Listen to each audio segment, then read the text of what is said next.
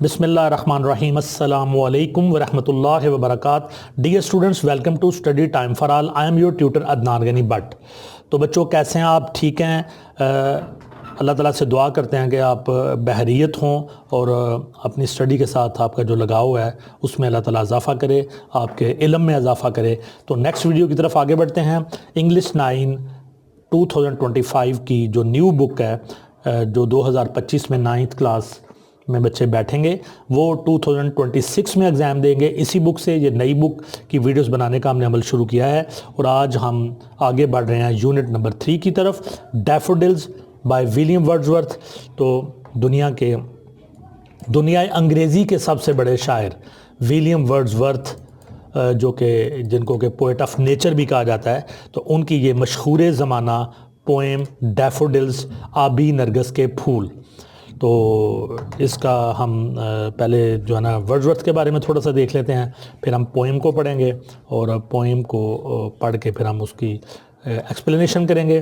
तो about the poet ये है कि ये जो पोएम है डैफोडिल्स, आबी नरगिस के फूल, is one of William Wordsworth most famous poems. उसकी जो मशहूर तरीन नज़में हैं उनमें से ये एक है। It was inspired by walk Wordsworth took with his sister Dorothy near Ullswater in the Lake District on April 15, 1802। 15 अप्रैल 1802 को वर्ड्सवर्थ और उनकी बहन डोरोथी ये लेक डिस्ट्रिक्ट में एक इलाके में घूम रहे थे, एक झील के किनारे पहुँचे। Where they encountered a long belt of daffodils, वहाँ पे इनको बड़ी तादाद में आबी नरगिस के फूल मिले।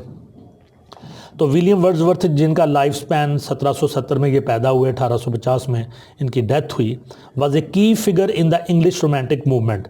तो अंग्रेज़ी रोमानवी तहरीक की जो इम्पॉर्टेंट तरीन शख्सियत हैं, ये जो रोमांटिक मूवमेंट जो ना ये शायरी के अंदर है, तो उसमें ये एक अहम शख्सियत के तौर पर जाने जाते हैं। Born in Cockermouth England, Cockermouth England में ये पैदा हुए। He developed a deep love for nature, फितरत के लिए इनके अंदर मोहब्बत का जज्बा बेशुमार था।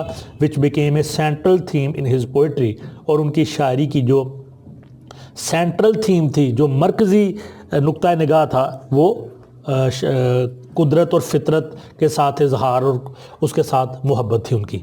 Wordsworth believe that nature had the power to inspire and heal the human spirit. Wordsworth का ये यकीन था कि जो नेचर है, जो फितरत है, इसके अंदर ताकत होती है टू इंस्पायर, कि ये इंस्पायर करती है, लोगों को तरगीब दिलाती है, लोगों को उकसाती है, उनको जोश दिलाती है। And heal the human spirit, और इंसानी रूह को के जो ज़ख्म होते हैं, जो कि दुनियावी तौर पर लगे होते हैं, उनका इलाज भी करती है। तो स्टूडेंट्स, ये जो poem daffodils by William Wordsworth है, इसके 4 स्टैंजाज हैं। उर्दू में बंद कहते हैं, इंग्लिश में स्टैंजा कहते हैं, और इसके अंदर बड़ी खूबसूरत राइमिंग स्कीम इस्तेमाल की गई है। इस पोएम को मैं पढ़ता हूँ और आपके लिए ट्रांसलेट करता हूँ। Stanza number 1।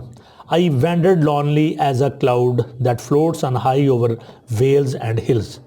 आई वैंडर्ड, मैं मारा मारा फिर रहा था, लॉनली, अकेला, एज ए क्लाउड, जैसे कोई बादल का टुकड़ा होता है, दैट फ्लोट्स, जो तैरता फिरता है, and high over vales and hills, ऊपर बुलंदी पर, वादियों में और पहाड़ियों में। तो मैं एक बादल की तरह मारा मारा फिर रहा था, जो वादियों और पहाड़ियों में तैरता फिरता है। When all at once I saw a crowd, फिर अचानक मैंने एक हजूम देखा। A host of golden daffodils, एक झुंड सुनहरी डैफोडिल्स का, आबी नरगिस के फूलों का। Beside the lake, झील के साथ, beneath the trees, दरख्तों के नीचे, fluttering and dancing in the breeze, ये अपने पत्तों को और फूलों को फड़फड़ा रहे थे और सुबह की नरमो गुदाज हवा में नाच रहे थे। तो ये फर्स्ट स्टैंजा है। इसमें शायर गोल्डन डैफोडिल्स के सामने से गुजरता है और उस वक़्त का उसने मंजर कशी की है कि किस तरह से ठंडी हवा चल रही थी और फूल बड़ी खूबसूरती के साथ नाच रहे थे और बड़ी तादाद में थे। Continuous as the stars that shine, ये स्टैंजा नंबर 2 है। Continuous as the stars that shine and twinkle on the Milky Way, ये इतने लगातार थे, इतने ज़्यादा थे कि जैसे सितारे अपनी कहकशां के अंदर जगमगाते हैं और चमकते हैं। तो यहाँ पे शायर ने डैफोडिल्स को, आबी नरगिस के फूलों को सितारों के साथ तशबीह दी है कि जैसे सितारे अपनी कहकशां के अंदर चमकते हैं, टिमटमाते हैं, बिल्कुल उसी तरह ये भी लगातार नज़र आ रहे थे और चमक रहे थे। They stretched in never ending line, और ये फैले हुए थे ना ख़त्म होने वाली एक लकीर में, अलॉन्ग दी मार्जिन ऑफ ए बे, एक बे कहते हैं झील को, एक झील के किनारे के साथ साथ। 10,000 सा आई एट अ ग्लैंस, और शायर कहता है कि मैंने तकरीबन 10,000 के करीब एक ही नज़र में देख लिए। Tossing their heads in sprightly dance, और ये अपने सरों को उछाल रहे थे, इधर उधर हिला रहे थे, इन स्प्राइटली डांस, और बड़ा एक्टिव किस्म का, बड़ा चुस्त किस्म का डांस कर रहे थे।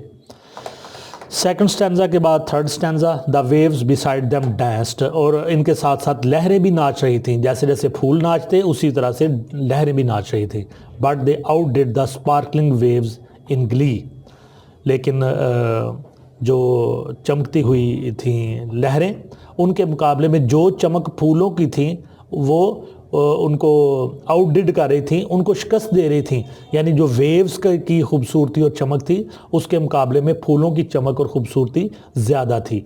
अ poet could not but be gay in such a jocund company, इतनी खुशबाश, इतनी खूबसूरत, इतनी खुशकुन कंपनी में शायर भी बहुत ज़्यादा, और क्या करता, वो भी इंतहाई खुश था। आई गेज्ड एंड गेज्ड, मैं देखता रहा और देखता रहा, बट लिटिल थाट, लेकिन बहुत कम मेरी सोच में आता, what wealth the show to me had brought, कि ये जो तमाशा मैंने ये देखा, ये जो मंज़र मैंने देखा, ये कितनी बड़ी दौलत मुझे दे गया।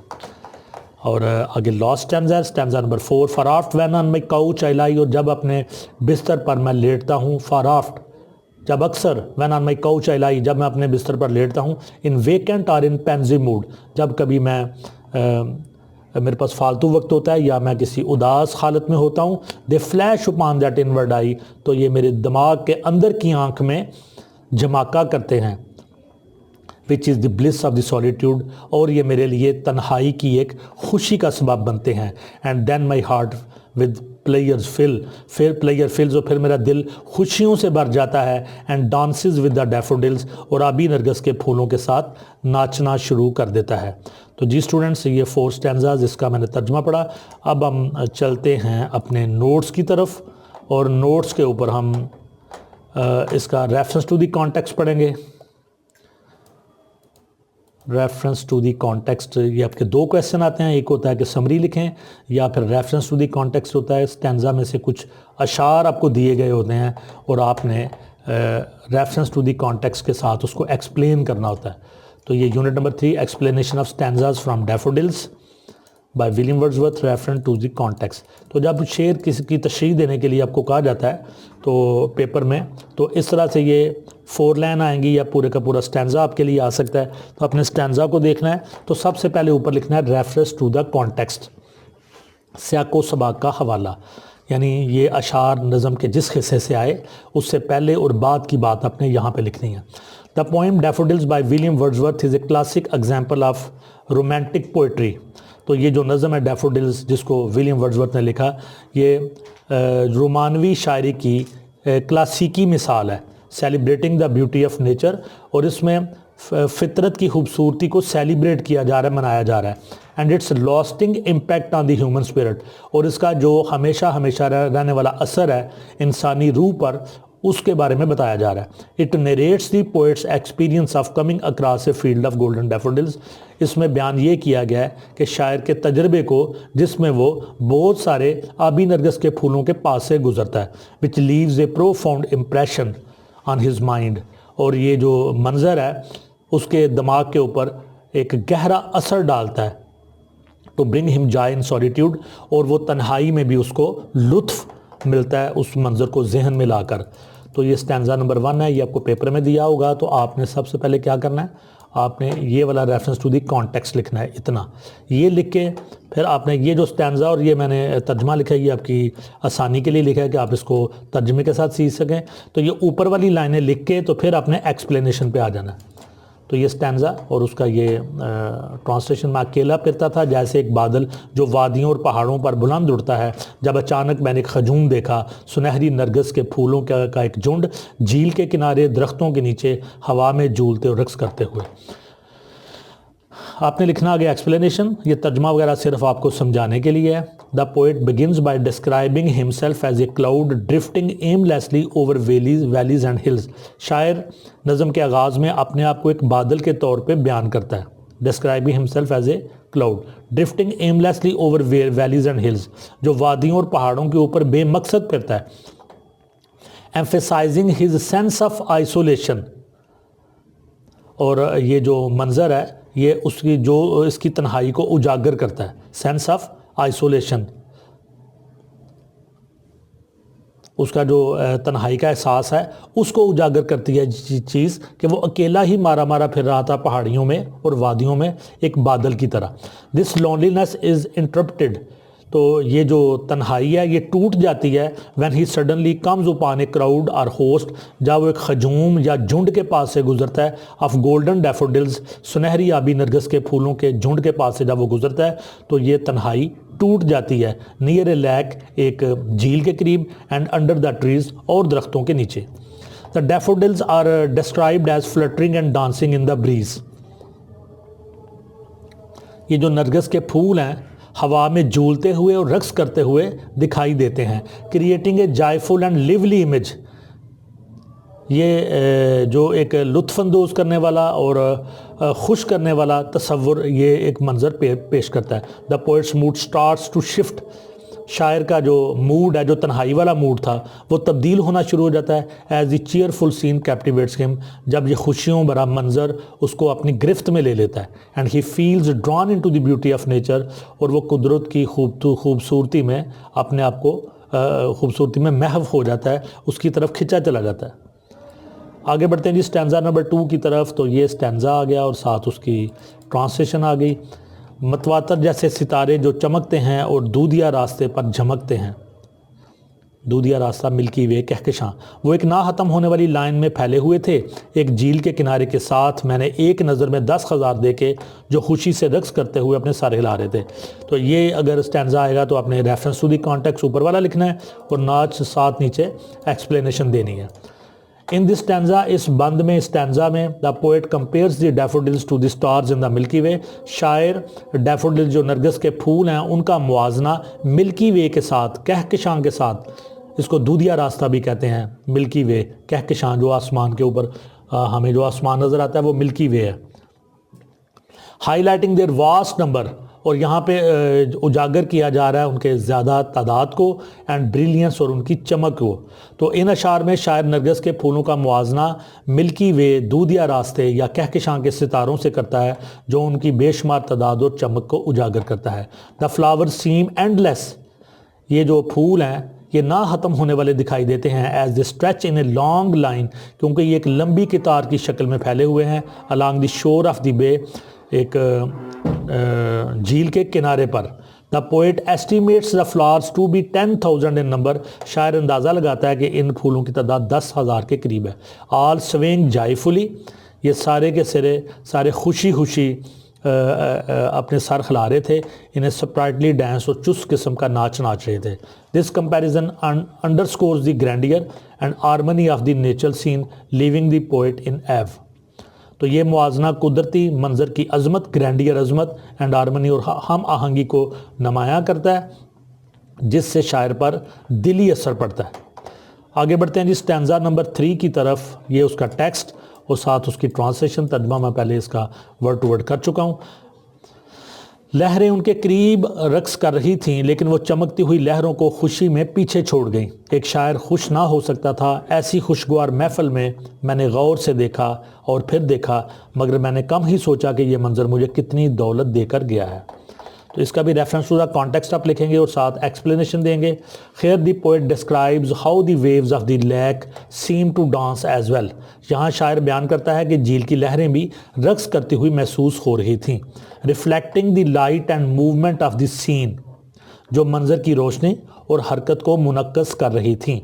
However, the daffodils lively and cheerful movements, ताहम जो आबी नरगिस के फूल थे उनकी जानदार और खुशियों भरी हरकत surpassed even the sparkling waves in their Glee. तो जो स्पार्कलिंग वेव्स थी, चमकती हुई लहरें थीं, इन देयर ग्ली, खुशी के साथ वो चमक रही थी, जो लहरें थीं उनको भी सरपास कर रही थी, उन पे भी सबकत ले गई थी। यानी डैफोडिल्स फूलों की जो चमक और उनकी जो मसरूर कुन हरकतें थीं वो आगे निकल गई थीं उसकी जो लहरें थीं, लहरों की चमक और उनकी खुशी से। The poet is filled with Joy, शायर खुशी से भरपूर है। And can not help but feel happy in the जोकंड company of the flowers, शायर खुशी से भर गया है और वो इन फूलों की खुशगवार महफिल में खुद को खुश महसूस करता है। Although he gazes at the scene for a long time, अगरचे वो एक लंबे तवील वक्त के लिए इन फूलों की तरफ देखता है। He does not initially realise the lasting emotional and spiritual wealth it would bring him, मगर इब्तदाई तौर पर उसे ये इदराक नहीं, उसे ये समझ नहीं कि ये मंज़र उसे किस किस्म की देर पा जज्बाती और रूहानी दौलत देकर गया है। लास्ट स्टैंजा नंबर 4, इसको भी मैं शुरू में पढ़ चुका हूँ, तो उसका तर्जमा। मुतअद्दिद बार जब मैं अपने बिस्तर पर लेटा होता हूँ, अक्सर जब मैं अपने बिस्तर पर लेटा होता हूँ या मैं बेकार बैठा होता हूँ या गमगीन मजाज में होता हूँ, वो मेरे अंदरूनी दिमाग की नज़र में चमक उठते हैं जो तन्हाई की खुशी है, और फिर मेरा दिल खुशी से भर जाता है और नरगिस के फूलों के साथ रक्स करने लगता है।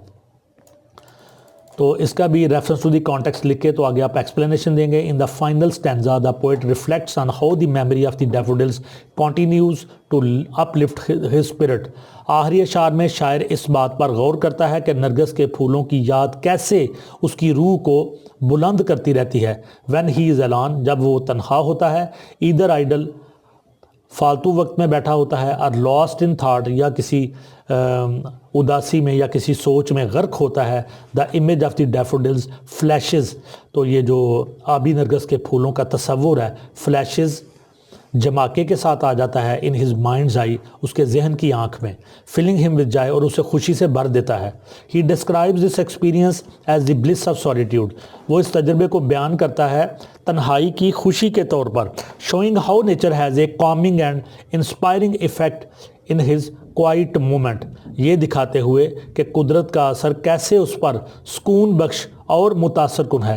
His heart is so moved by the memory, यहाँ तक कि उसका दिल इतना मुतासर होता है that it metaphorically dances with the daffodils, कि वो इस तारे के तौर पर नरगिस के फूलों के साथ रक्स करता है।